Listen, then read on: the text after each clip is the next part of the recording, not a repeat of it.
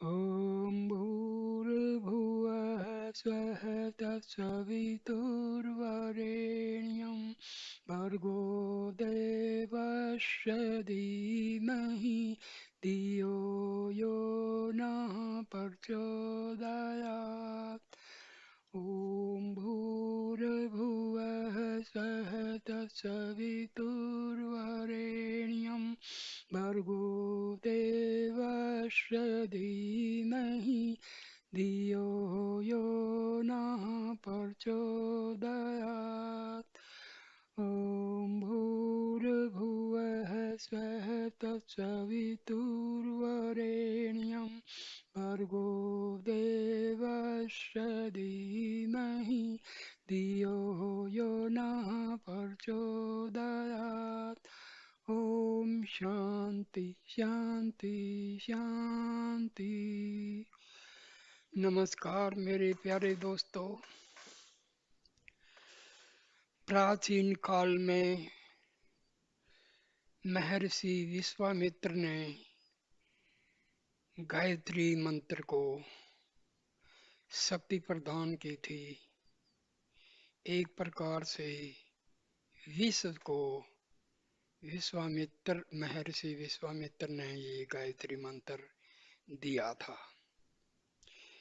इसी मंत्र के बलबूते पर महर्षि विश्वामित्र ब्रह्म ऋषि बने थे। कलयुग में आचार्य श्री राम शर्मा ने गायत्री मंत्र को विश्व के सामने एक बहुत ही बृहद और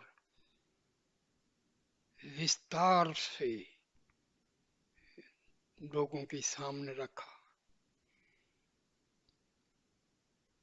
आचार्य जी ने गायत्री मंत्र का विश्व स्तर पर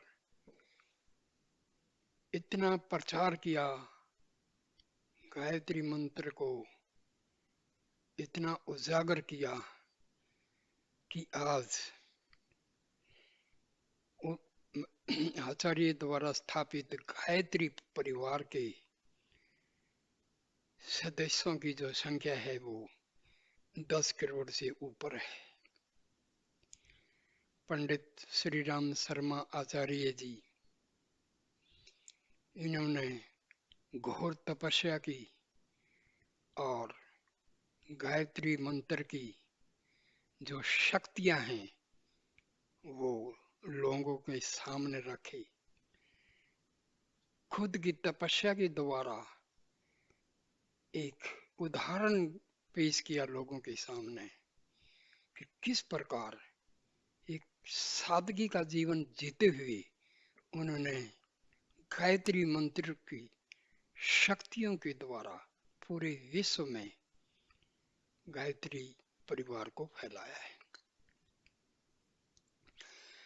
महर्षि ने अपनी शुरुआत जो है मथुरा से की थी, लेकिन बाद में वो हरिद्वार में आ गए और वहां पर शांति कुंज का निर्माण किया। यदि आप लोगों को प्राचीन काल में ऋषि कुल जो बताए जाते थे, गुरुकुल जो बताए जाते थे, जिनका पुराणों में विस्तार से वर्णन किया गया है, आज उसी ऋषि कुल परंपरा को देखने के लिए आप शांति कुंज हरिद्वार में जा सकते हैं। रहने की, खाने पीने की सभी सुविधाएं हैं, कोई शुल्क नहीं लिया जाता है, फ्री है सब। पवित्र खाना, वहाँ का आध्यात्मिक वातावरण जो है हमारे मन को खुश कर देता है हृदय में आनंद की हिलोरें उठने लगती हैं। वहाँ पर यज्ञ होते हैं, हवन होते हैं, और इतना अच्छा वहाँ का वातावरण है कि हर हिंदू को शांति कुंज हरिद्वार में जाना चाहिए और अपनी श्रद्धा के अनुसार वहाँ पर जो है जरूर दान देना चाहिए।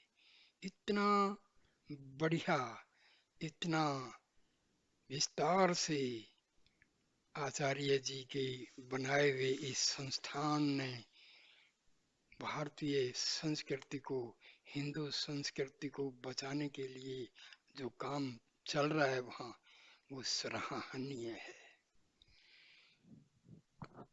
शांति कुंज आश्रम जो है वो गंगा के किनारे बसा हुआ है।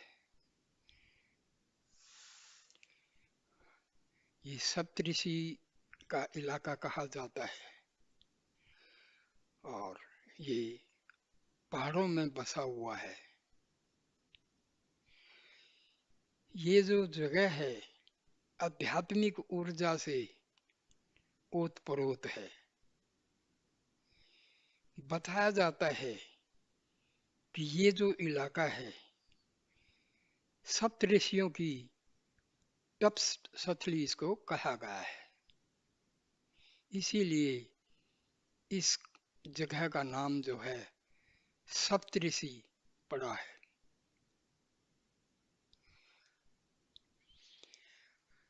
शांति कुंज में हमेशा यज्ञ होते हैं, ध्यान होता है और गायत्री मंत्र का जाप चलता रहता है। इसलिए शांति कुंज का जो वातावरण है वो पूर्ण रूप से आध्यात्मिक हो चुका है। जैसे ही आप शांति कुंज हरिद्वार के परिसर में प्रवेश करेंगे, आपका मन और हृदय आनंद से भर जाएगा। एक ऐसी दिव्य चेतना हमारे मन में असर करती है कि हमारा पूरा शरीर आध्यात्मिक चेतना से जैसे जागृत हो गया है, ऐसा हमें अनुभव होता है।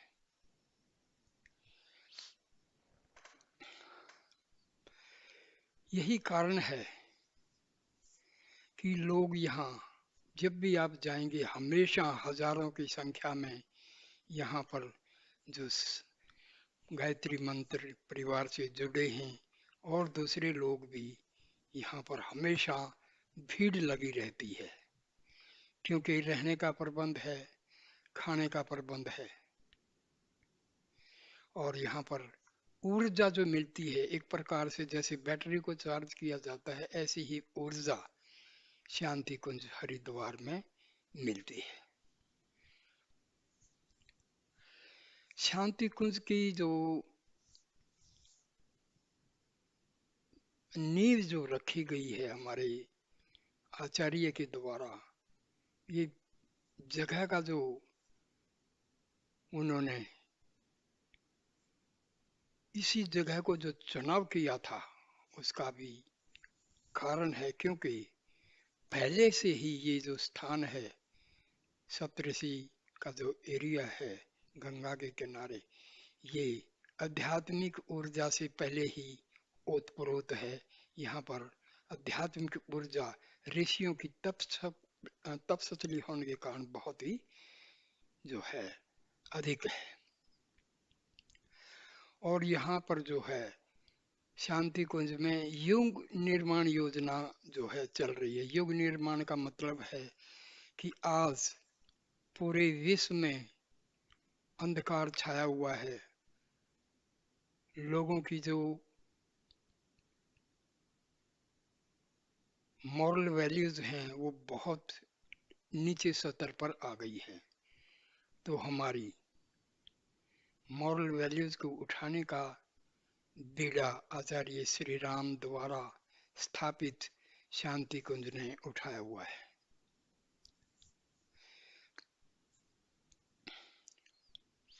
तो इस शांति कुंज में बहुत प्रकार के कार्य चल रहे हैं। एक से बढ़कर एक आध्यात्मिक यहाँ आपको पुस्तकें मिल जाएंगी। हमेशा यज्ञ भवन चलते रहते हैं। मेडिटेशन सेंटर है, वहाँ पर आप बैठ के मेडिटेशन कर सकते हैं। गायत्री मंदिर है, बहुत बड़ा पुस्तकालय भी है। और यहाँ पर जो है सांस्कृतिक कार्य चलते रहते हैं और शिविर चलते रहते हैं। साधक लोग जो हैं आते हैं और हमेशा अपना जप तप करते रहते हैं। कोई 7 दिन का, कोई 10 दिन का, कोई महीने का, ये शिविर जो है चलते रहते हैं।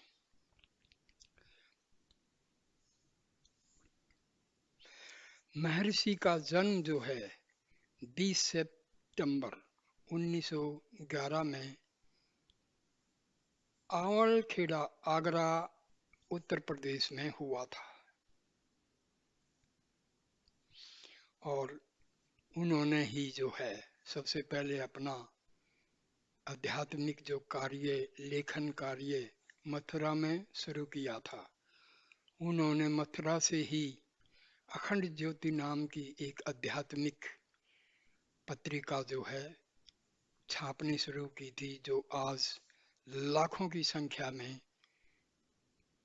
चलती है।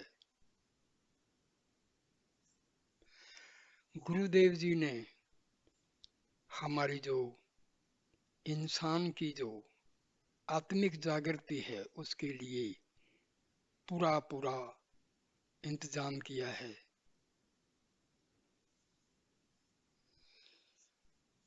आचार्य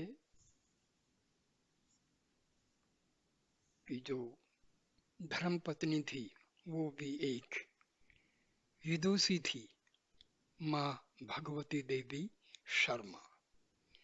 उन्होंने भी जब आचार्य जी ने महासमाधि ली तो माता जी ने उनके जो कार्य था उसको आगे बढ़ाया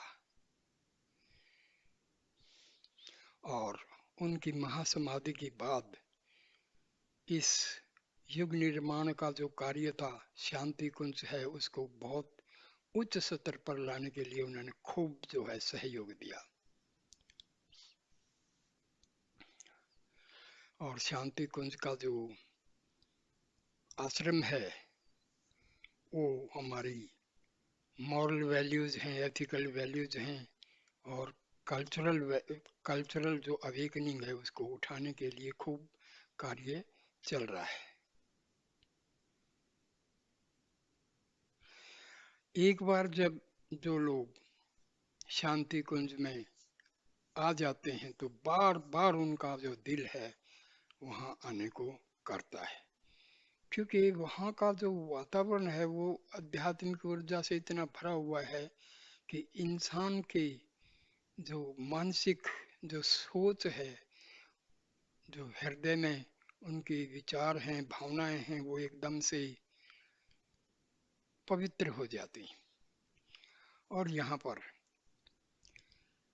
जाति जाति पाति ये सब खत्म हो जाती है और भ्रातृत्व का जो विचारधारा है ये यहाँ खूब पनपती है।